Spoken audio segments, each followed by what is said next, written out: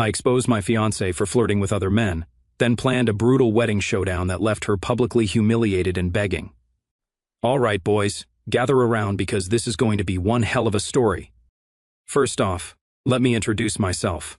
I'm a 29-year-old construction site manager. I've been in the industry since I was 20, working my way up from swinging hammers to running multi-million-dollar projects. I'm not the kind of guy who usually posts this relationship drama stuff, but trust me, this is worth your time. Let me paint you a picture of how I met Jessica, my fiancée, 25, female. It was at this fancy downtown gym. You know, one of those places with smoothie bars and yoga studios where a membership costs more than my first car payment. My sister had been bugging me to get out more. Classic, right? So I agreed to try her gym buddy's CrossFit class. That's where I saw her. Jessica was the kind of woman who looked like she walked straight off the cover of a real estate magazine, which, funny enough, she actually had. Picture this, 5'8" brunette, always wearing those high-end workout sets that probably cost more than my weekly protein budget. She was a luxury real estate agent, drove a leased BMW X6, should have been my first red flag, but we'll get to that, and had this way of making everyone feel like they were the most important person in the room. Our first interaction was pure Hollywood stuff. I was setting up for deadlifts, finally found a gym that doesn't cry when you drop weights, and she came over to ask if I could check her form. Yeah, looking back, classic move, but at the time I thought I'd hit the jackpot. We got talking and turns out she was my sister's gym buddy's coworker. Small world, right? The first year was, man, I'm almost embarrassed to admit how perfect it seemed. She'd show up at my construction sites with lunch, not just any lunch, but these perfectly packed meals that made my crew jealous. She'd remember everyone's names, bring coffee for the guys, even helped one of my foreman's wives find a great deal on a house. My crew loved her, kept telling me I'd struck gold. We fell into this routine that felt like something out of those relationship goals posts, morning gym sessions. She actually lifted. None of that Instagram model fake workout stuff, weekend trips to check out properties she was selling. Got to combine her work with our time together, and these amazing home-cooked dinners where she'd tell me about her day and actually seemed interested in hearing about my projects. My family, they thought she was the second coming of Martha Stewart or something. My mom, who usually takes years to warm up to anyone I date, was inviting her over for girls' night within months. My sister started calling her the sister she actually wanted. Thanks, sis. Even my old man, who thinks everyone in real estate is a snake oil salesman, was impressed by her knowledge of construction and property values.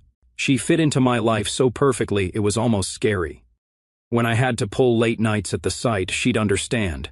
Even bring dinner for the whole crew working overtime. When I had to cancel plans because of emergency inspections, no drama, just be safe, babe. She came to every company event, charmed all my colleagues, and somehow remembered all their spouses' names and their kids' ages. Looking back now, I realize she wasn't just fitting into my life. She was studying it, learning every detail, every connection, every relationship, like a contractor surveying a site before building. She was mapping out her territory, and me, I was too blind to see it.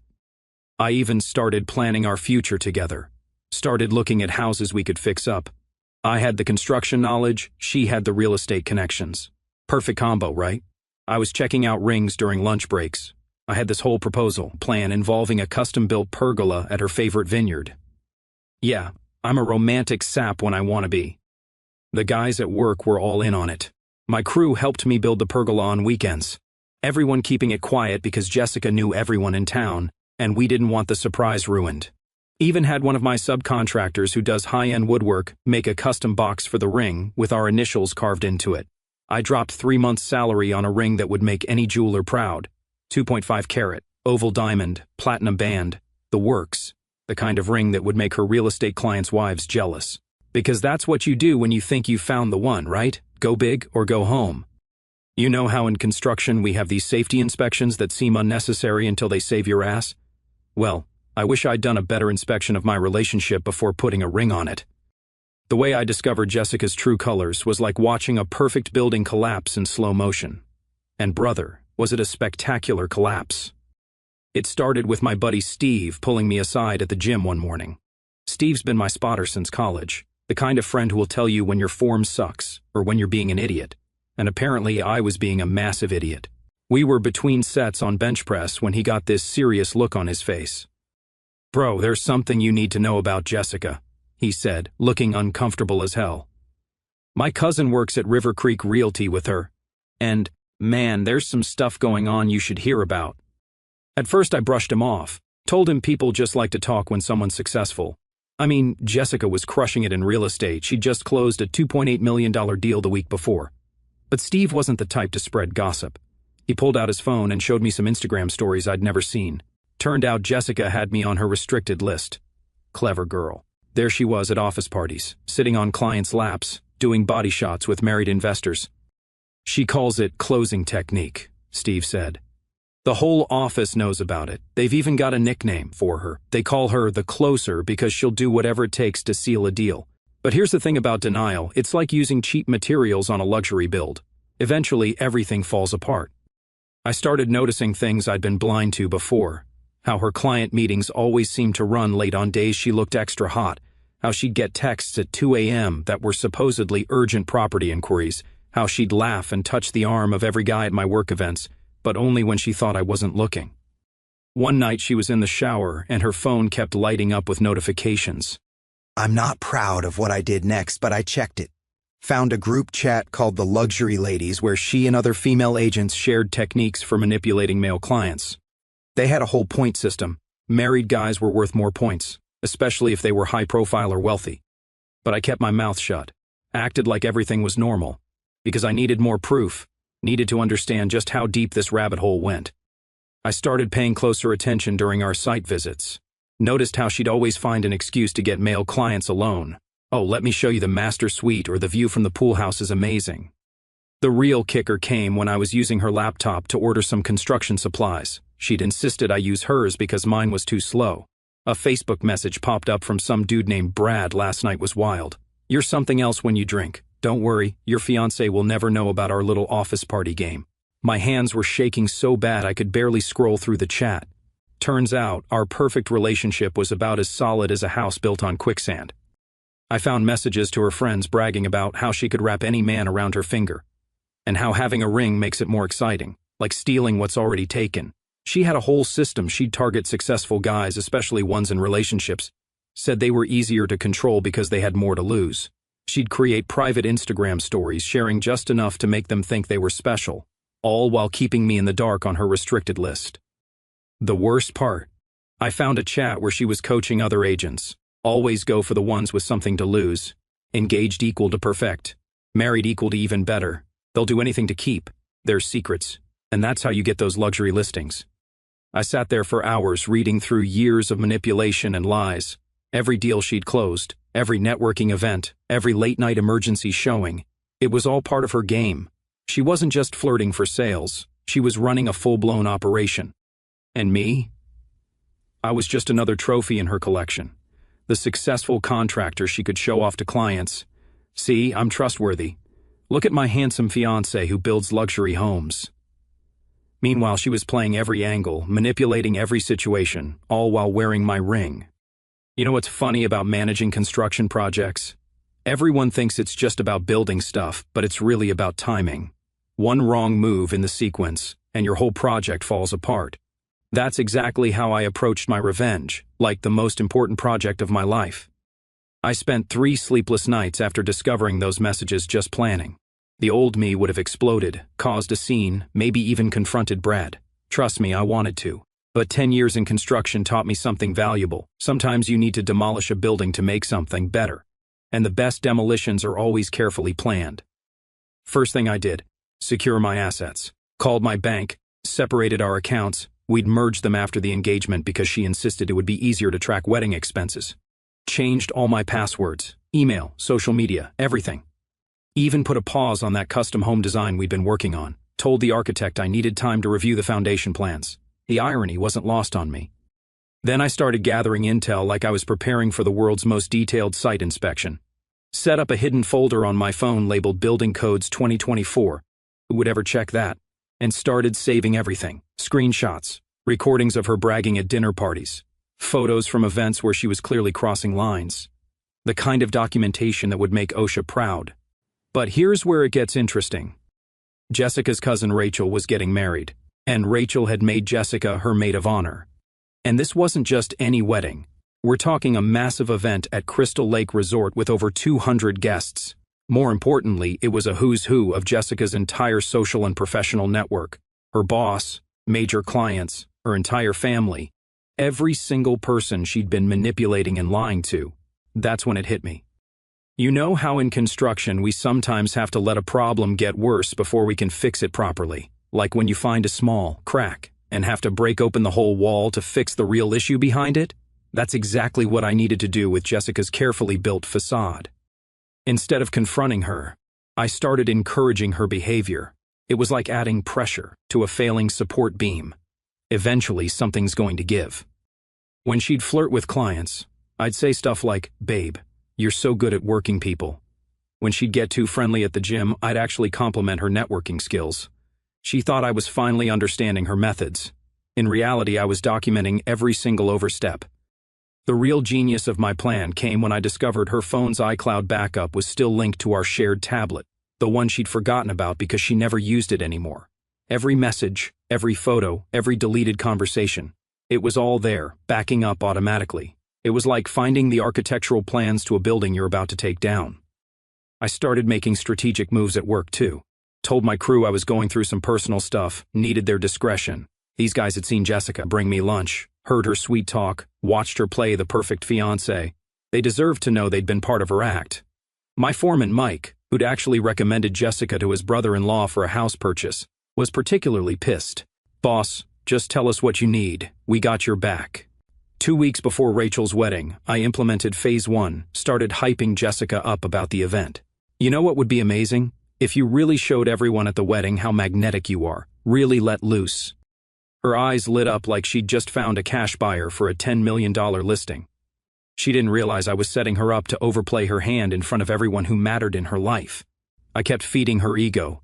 "You're going to be the star of that wedding. Everyone's going to be talking about you." She got so excited she actually said, "Maybe I'll give everyone a show they'll never forget." I had to excuse myself to the bathroom because I couldn't keep a straight face. The irony was just too perfect. In construction, the week before a major demolition is crucial. You've got to check every angle, secure the perimeter, and make sure all your charges are perfectly placed. That's exactly what I did in the week leading up to Rachel's wedding. And let me tell you, this was going to be a demolition for the history books. First thing, I reached out to Rachel. This was tricky because Rachel worshipped the ground Jessica walked on, but I had an ace up my sleeve, or rather, a whole folder of aces. I asked to meet her privately at a coffee shop across town, somewhere Jessica would never go because it wasn't upscale enough for her taste.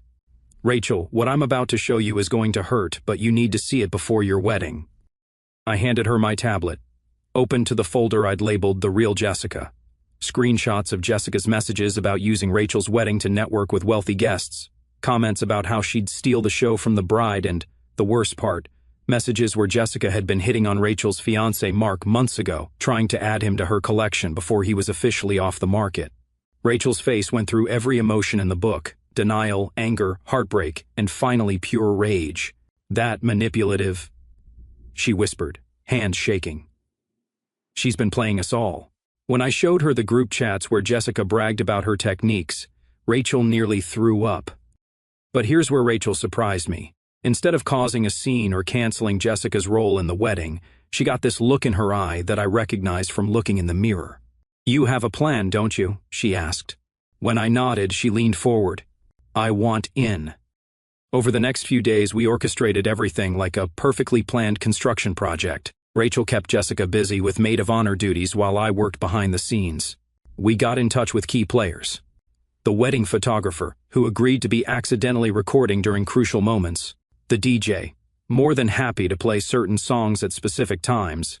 Even Father Michael, the priest performing the ceremony. The real masterstroke came when Rachel's brother Tom, who worked at a rival real estate agency, helped us contact some of Jessica's special clients. Turns out a lot of wives had been suspicious of their husband's real estate agent, but no one had been able to prove anything. Until now. I spent hours compiling evidence, organizing it like project documentation. Created a WhatsApp group called Wedding Security that included Rachel, her fiancé Mark, key wedding party members, and a few chosen guests who'd been affected by Jessica's games. Each person had a role, and each had seen proof firsthand. 3 days before the wedding, I implemented the final phase of prep, started really laying it on thick with Jessica. Babe, you should wear that red dress to the rehearsal dinner. You know, the one that makes all the guys stare. She ate it up, not realizing she was walking into a trap. You're going to be the most talked about person at this wedding, I told her. Man, she had no idea how right I was. The night before the wedding, Jessica was practically vibrating with excitement. She'd spent 3 hours practicing her candid poses in the mirror, picked out what she called her scene, stealing outfit for the reception, and even prepared what she thought would be a spontaneous speech. All while Rachel and I watched like contractors observing a building's final moments before demolition. You know what would be amazing, I suggested, playing my part perfectly. If you did something really memorable at the reception, something that would make everyone realize just how special you are. Jessica's eyes lit up like she'd just listed a $50 million property. Maybe I'll give them all a show they'll never forget, she said, smirking at her reflection. Rachel, who was in on everything by this point, even played along. Oh my God, Jess, you have to. You always know how to make things more exciting. The look they shared, Rachel's hidden disgust versus Jessica's oblivious pride, was almost poetic. That night, I sent one final message to our wedding security group. All charges set. Demolition scheduled for reception. Everyone know their positions? The responses came in one by one, everyone confirming they were ready. Rachel's last text said it all. Let's bring down the house. You know that moment on a construction site right before a controlled demolition. That eerie calm where everyone's in position, waiting for the first charge to go off? That's exactly what the morning of Rachel's wedding felt like. Jessica woke up like it was her own wedding day, completely oblivious to the fact that she was about to become ground zero of the biggest explosion of her life. I watched her spend 3 hours getting ready, meticulously crafting what she called her scene-stealing look. She'd chosen this tight blue dress that definitely wasn't appropriate for a wedding, especially not for the maid of honor. The photographer won't be able to keep his lens off me, she bragged while doing her makeup. Rachel, getting ready in the same suite, caught my eye in the mirror and gave me the tiniest nod. The photographer was definitely going to be paying attention, just not for the reason Jessica thought. The ceremony itself was like watching a predator stalk their prey, except Jessica didn't realize she was actually the prey. She spent the entire time trying to make eye contact with every groomsman, doing this little hair flip thing she'd obviously practiced. During the vows, I swear to God she was posing like she was at a photo shoot. Father Michael, who we'd briefed, kept giving her disappointed looks that would have made the Pope himself feel guilty. But Jessica was too busy playing her game to notice the trap closing in. During ceremony photos, she kept finding ways to press herself against the groomsmen, especially Mark's brother James. What she didn't know was that James's wife Sarah was documenting every single accidental touch with her phone. Sarah, by the way, was one of Jessica's real estate clients, whose husband she'd tried to collect last month. The real show started at the reception. Man, if you guys could have seen the setup at Crystal Lake Resort. The ballroom had massive screens for wedding photos, a state-of-the-art sound system, and the perfect stage for what was about to go down. Jessica was working the room like a contractor at a luxury home showcase, flirting with every guy in sight, completely unaware that every interaction was being recorded, photographed, or witnessed by someone in on our plan. She'd gotten progressively bolder throughout the day, fueled by champagne and what she thought was everyone's admiration. During dinner, she actually sat in the best man's lap while asking him to practice for her speech, right in front of his pregnant wife. The best man Dave played along perfectly, pretending to be flustered while his wife Amy secretly recorded everything. Then came the moment Jessica had been waiting for. She stood up, champagne glass in hand, ready to give her spontaneous speech. The DJ, right on cue, turned down the music. The photographer positioned himself perfectly. The videographer, who we'd tipped extra for this, made sure to get a wide shot that included all the screens around the ballroom. Everyone, can I have your attention? Jessica's voice dripped with fake sweetness. I just want to say something about love and attraction. She started this rambling speech about how weddings make everyone feel sexy and flirty, how it's natural to have wedding crushes. The room was dead silent, but she mistook it for captivation. That's when Rachel stood up, exactly as planned. Hey Jess, since you're talking about attraction, why don't we show everyone some of your other thoughts on the subject? The color drained from Jessica's face as the screens around the ballroom suddenly came to life. There they were, screenshots of her messages, photos from her private Instagram stories, everything. Messages about how she loved targeting married men because they were easier to control. Photos of her getting way too close with clients' husbands. Her bragging about how she used our engagement to seem more trustworthy to potential targets. But the real kicker, a video compilation, made of just that day. Every inappropriate touch, every suggestive comment, every accidental brush against a groomsman. All set to Somebody's Watching Me by Rockwell. Whoever edited that deserves an Oscar, seriously. Jessica stood there frozen as her entire carefully constructed world crumbled around her. Her boss, sitting at table 4, was watching with his mouth open. The wives of all her special clients were whispering and pointing. Her parents looked like they were about to disown her on the spot. Ever seen a building collapse in real time? There's this moment, right after the charges go off but before everything falls, this split second of absolute stillness where you can almost see the structure realizing it's done for. That's exactly what happened with Jessica. For about 10 seconds after the screens lit up, she just stood there, champagne glass frozen halfway to her mouth, staring at her own messages being displayed in 4K resolution for everyone to see. The message currently on screen was particularly damning. OMG, just closed another deal. Marriage is the perfect cover. These rich married guys never suspect their happily engaged agent is playing them. Then, like a poorly built structure finally giving in to gravity, she cracked. This isn't, turn IT off. Her voice went from sweet wedding speech to banshee screech in 2 seconds flat, but nobody moved. The DJ, following our carefully planned script, just turned the volume up instead.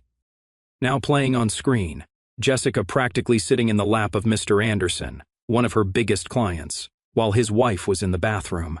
Fun fact, Mrs. Anderson was sitting at table 7, and the look on her face could have stripped paint off walls. Next clip, Jessica accidentally dropping her phone and bending over in front of Dr. Mitchell at a house showing last month.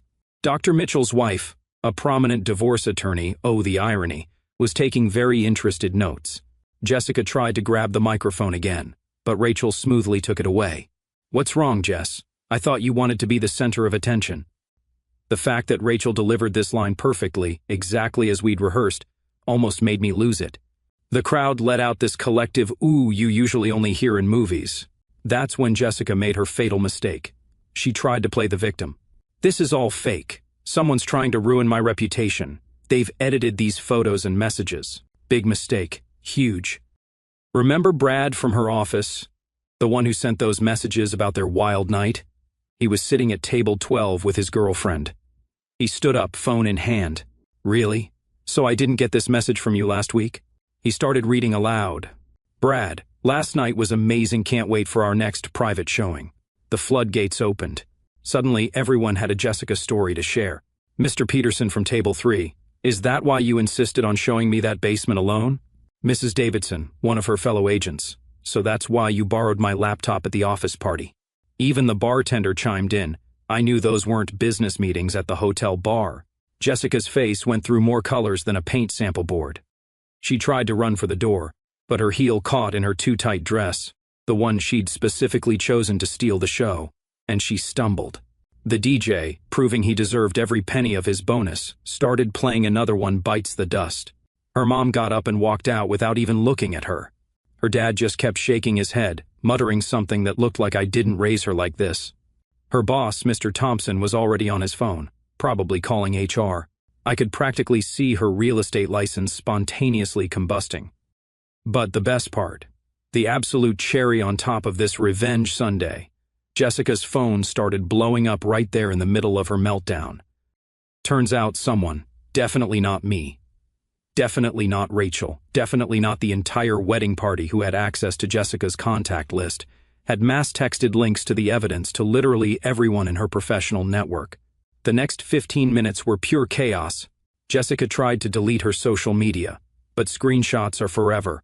She tried to call her special clients to explain, but their wives had mysteriously gotten hold of their phones. She even tried to blame it all on me, screaming about how I was just jealous of her success. That's when I finally spoke up. Success at what, exactly? Manipulating married men? Using our engagement as bait? Please enlighten everyone. The room went so quiet you could hear a contract drop. After her meltdown at the wedding, she tried damage control, like a contractor trying to fix a collapsed foundation with duct tape. First came the mass emails to her client list. There's been a misunderstanding. Nobody bought it. Turns out wives who've watched video evidence of you hitting on their husbands aren't interested in your explanation. Her real estate agency didn't even wait until Monday. Mr. Thompson pulled me aside before leaving the wedding. I always wondered how she closed those impossible deals, he said, looking sick. HR will handle this first thing tomorrow. By 9 a.m. The next day, Jessica's agency bio had vanished from their website faster than tools from an unsecured construction site. But here's where it gets good. Remember how Jessica loved posting those luxury lifestyle photos on Instagram? Well, her social media empire imploded spectacularly. Someone, definitely not Rachel's tech-savvy brother, had compiled all her networking technique messages into a Twitter thread that went viral in the local real estate community. Luxury Lady Exposed was trending in our city by Sunday night. The next week was like watching dominoes fall in slow motion. Her special clients suddenly needed new agents. Their wives, oddly enough, all seemed to hire the same divorce attorney, Mrs. Mitchell from Table 7. I heard she had her most profitable quarter ever. Jessica's fancy BMW, repossessed by Tuesday. Turns out when you lose your job and your supplementary income from manipulating clients, those luxury car payments become tricky. Her apartment complex, where she'd gotten a special rate from the married property manager, suddenly remembered her lease was up for review. But the real karma came from the professional fallout. Real estate is all about reputation, and Jessica's was now radioactive. She tried applying at other agencies, but that wedding video had made the rounds. One broker told her straight up, "We're not in the business of housing homewreckers." She showed up at my construction site 2 weeks later, looking nothing like the polished predator she'd been before. No more designer outfits, just jeans and a hoodie, like she was trying to blend in with the drywall. Security spotted her before she got close. "Told you my crew had my back." "You ruined my life," she screamed across the parking lot. "I lost everything because of you." I walked over, keeping a safe distance because she looked unhinged enough to throw something. "No, Jessica. You lost everything because of you. I just helped everyone see who you really are." That's when she tried her last play. Crocodile tears. "I didn't mean for it to go so far. I just got caught up in the game. We can fix this, babe. I've changed." I looked at her, then at the half-finished luxury condo behind me. You know what we do when we find out a building's foundation is rotten? We don't try to fix it. We tear it down and start over, but not with the same materials that failed the first time. She sent me a novel-length text later that night. "You have no idea what you've done. I'm living with my parents. My friends won't talk to me. Every agency in the state knows about the video. I can't even get a job showing apartments. I had a plan for my life." I just replied, "Guess you should have planned better foundations." Then I blocked her number, deleted her email, and went back to building actual things that last. Epilogue. It's been 6 months. Last I heard, Jessica's working as a clerk at her uncle's hardware store in another state. The irony of her selling construction supplies isn't lost on me. Rachel's wedding video, minus the Jessica exposure part, turned out beautiful. My company just landed our biggest project yet, a luxury development by the lake. And I'm dating a structural engineer who actually understands the importance of solid foundations, both in buildings and relationships. The ring? Sold it and bought a new truck, because sometimes the best way to rebuild is to start with better materials.